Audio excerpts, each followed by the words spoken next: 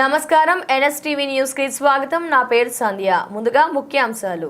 నిజామాబాద్ జిల్లా నవీపేట మండల్ నాగేపూర్ శివారులో గుట్టపై ఉన్న మొరాన్ని కొందరు అడ్డు అదుపు లేకుండా తరలిస్తున్నప్పటికీ తమకు ఏమీ పట్టనట్టుగా ఆయా శాఖ అధికారులు వ్యవహరిస్తున్నారని విమర్శలు వినిపిస్తున్నాయి.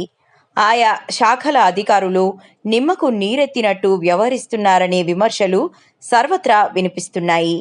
గత కొద్ది రోజులుగా నాగేపూర్ శివారులో ఎటువంటి అనుమతులు లేకుండా జేసీబీలతో తవ్వి టిప్పర్లు రాత్రి పగలు లేకుండా రవాణా చేస్తున్నారన్నారు.